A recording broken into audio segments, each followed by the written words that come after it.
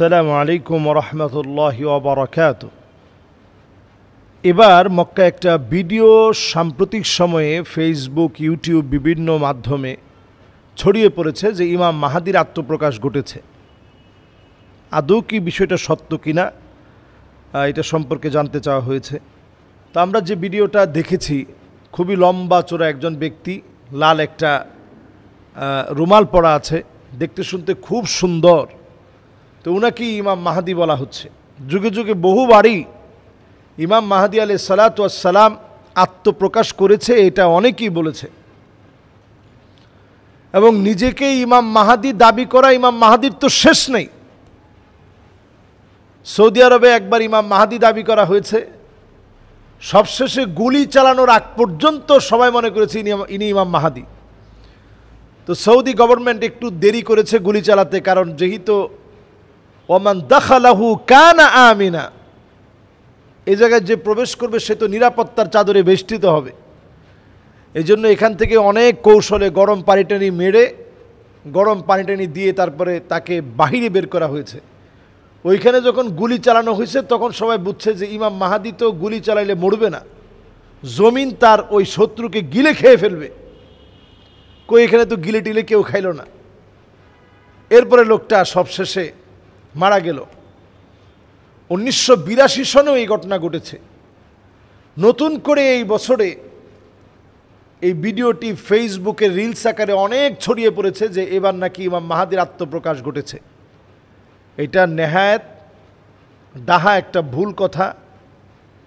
এবং যেই লোকটাকে ইমাম মাহাদি বলে দেখানো হচ্ছে, ইমাম মাহাদি আলাইহিস সালাতু ওয়াস সালামের সূরত তো এমন হবে না। ইমাম মাহাদির চেহারা হবে, কপালটা থাকবে বড় কপালওয়ালা, আজলাল জাবিহা, হাদিসের মধ্যে আসছে বড় কপালওয়ালা হবেন। নাকটা থাকবে খাড়া নাক, নাকটা খুব সুন্দর। আমরা অনেকের নাক দেখলে বলি মাশাআল্লাহ, ওনার নাকটা খুব সুন্দর। তো এইরকম লম্বা নাকওয়ালা হবেন তিনি। আর একেবারে দবদবা সাদা না, যে লোকটাকে দেখানো হচ্ছে একবারে দবদবা সাদা, এরকম দবদবা সাদা ইমাম মাহাদি আলাইহিস সালাতু ওয়াস সালাম হবেন না। তিনি মাঝামাঝি কালারের হবেন, না সাদা না কালা, এটার মাঝামাঝি কালারের হবেন। খুব বেশি সাদাও না, আবার একেবারে কালোও না, দুইটার মাঝামাঝি হবেন তিনি। এবার আসেন পরের পয়েন্টে। ইমাম মাহাদি আলাইহিস সালাতু ওয়াস সালাম তিনি হবেন ওয়াহুয়া মিন নাসাবি, নবীজি সাল্লাল্লাহু আলাইহি সাল্লামের বংশ থেকে আসবেন। যেই লোককে দেখানো হয়েছে তিনি নবীজির বংশধর কেউ না।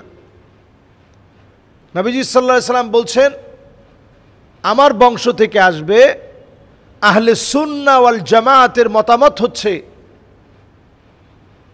তিনি নবী সাল্লাল্লাহু আলাইহি ওয়াসাল্লামের বংশ থেকে হাসান রাদিয়াল্লাহু তাআলা আনহুর বংশ থেকে আসবেন।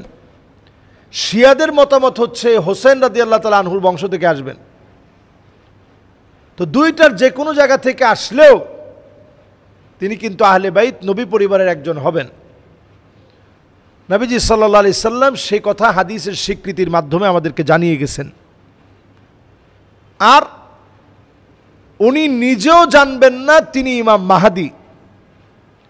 তিনি যখন মাকামে ইব্রাহিমের সামনে দাঁড়ানো থাকবেন, ঠিক সেই সময়ে মাকামে ইব্রাহিমের সামনে যখন দাঁড়ানো থাকবেন, ওই সময়ে লোকেরা দেখেই বুঝবেন যে ইনি ইমাম মাহাদি। লোকেরা বলবেন যে আজকের এই মাজলুম জনপদে জনপদে মার খাওয়া মুসলমানদের সাহায্যের জন্য আপনার কাছে বায়াত নিতে চাই। যদি বায়াত না দেন আপনার গর্দানে আঘাত করব, তারপরেও বায়াত না নিয়ে আমরা এক চুল যাব না। ইমাম মাহাদি আলাইহিস সালাতু ওয়াস সালাম বায়াত দিবেন। ইউসলিহুল্লাহু লাহু লাইলাতান ওয়াহিদা, এক রাত্রির ভিতরে আল্লাহ তাআলা গোটা দুনিয়ার ভিতরে একটা পরিবর্তন দিয়ে দিবেন। আপনারা বলতে পারেন এটা কিভাবে সম্ভব? আজকের আফগানিস্তান দেখলে আমাদের কাছে বোঝা যায় যে আফগানিস্তান কতটা দুর্বিষহ সময় পার করেছে। আল্লাহ তাআলা আজকে কোথায় তাদেরকে উঠিয়ে দিয়েছেন, তাদের মুদ্রার অবস্থান কোথায়, তাদের এক একটা পানীয়, বিভিন্ন কোলা যখন তারা বাজারে ছেড়েছে, পামির কোলা সহ প্রত্যেকটা প্রোডাক্ট সারা দুনিয়াতে এখন চাহিদা বেড়ে গেছে। তো আল্লাহ রাব্বুল আলামিন আফগানিস্তানকে ঠিক কোথায় ছিল, কোন জায়গায় আল্লাহ রাব্বুল আলামিন নিয়ে গিয়েছেন, এগুলো সব হচ্ছে আল্লাহ রাব্বুল আলামিনের ফয়সালা, এগুলো সব হচ্ছে মাওলায়ে করিমের ফয়সালা। আল্লাহ রাব্বুল আলামিন চাইলেই এই সমস্ত সমাধান আল্লাহ তাআলা দিতে পারেন। যখন যাকে মনে চায় তাকে দিয়ে আল্লাহ তাআলা শক্তিশালী করতে পারেন। ইমাম মাহদী আলাইহিস সালাতু ওয়াস সালামকে দিয়ে আল্লাহ তাআলা মুসলিম বিশ্বের ইতিহাসকে আল্লাহ তাআলা পাল্টে দিবেন। মাজলুম মুসলমানদেরকে ঐক্যবদ্ধ করে আল্লাহ তাআলা নেতৃত্বের জায়গায় মুসলমানদেরকে বসাবেন। এক রাত্রির ভিতরে আল্লাহ তাআলা একটা পরিবর্তন দিবেন। শুধু তাই না, পরিবর্তনটা এমন হবে, জায়গায় জায়গায় মুসলমানদের বিজয় এমনভাবে আসবে, এই বিজয় কেউ ঠেকাতে পারবে না। এর 6 কিংবা 7 বছর পরে দাজ্জাল এই পৃথিবীতে আসবে। এখন দাজ্জাল আসার জন্য পুরোপুরি প্রস্তুত। বর্তমানে খাজারিয়ান যারা আছে, যারা সারা ওয়ার্ল্ডকে নিয়ন্ত্রণ করে, সারা ওয়ার্ল্ডের সমস্ত নিয়ন্ত্রক যারা, বিভিন্ন ধর্মাবলম্বীর বড় বড় যারা আছে, এরা সব মিলে দাজ্জালের অপেক্ষার প্রহর গুনছে, দাজ্জালের অপেক্ষার প্রহর গুনছে শুধু মুসলমানদেরকে চিরতরে শেষ করে দেওয়ার জন্যে। আর আল্লাহ রাব্বুল আলামিন দাজ্জালকে পাঠিয়ে দিয়েই তাদেরকে চিরতরে নিঃশেষ করবেন, মুসলমানদেরকে আল্লাহ রাব্বুল আলামিন চূড়ান্তভাবে বিজয়ী করবেন।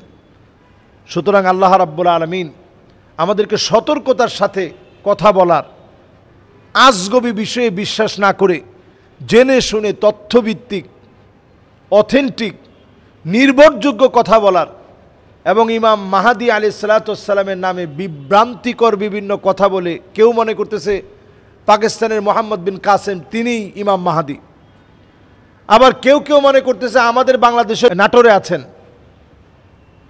আমাদের দেশের নাটোরে ইমাম মাহদী আলাইহিস সালাতু ওয়াস সালামের আগের যে একটা গ্রুপ হবে, যারা ইমাম মাহদীকে সারা পৃথিবীর কাছে যারা প্রমোট করবে, সামনে থেকে যারা নেতৃত্ব দিবে, ইমাম মাহদী আলাইহিস সালাতু ওয়াস সালামের হাতকে শক্তিশালী করে সৈনিক হবে, ওই সৈনিকদের প্রধান সেনাপতি তিনি নাকি আমাদের বাংলাদেশের। আবার বাংলাদেশের লোকও ইমাম মাহদী নিজেকে দাবি করেছে যে সৌদি আরবের জেলে এখন আছে। তাহলে আপনি চিন্তা করেন, যুগে যুগে এরকম হটকারিতা হবে, এই সময়ে নিজেদের ঈমান বাঁচিয়ে রাখা এটাই সবচেয়ে বড় চ্যালেঞ্জিং। আর আমাদের কাজ হচ্ছে জমিনে দিন কায়েম করা। এই পথের সাথে আপনি লেগে থাকেন। আপনি যদি ইমাম মাহদী আলাইহিস সালাতু ওয়াস সালামকে নাও পান, আল্লাহ রাব্বুল আলামিন বিজয়ী হলে যে পরিমাণ সওয়াব হতো সমপরিমাণ সওয়াব আমাদেরকে দান করবেন। আল্লাহ তাআলা আমাদেরকে তৌফিক দান করুক।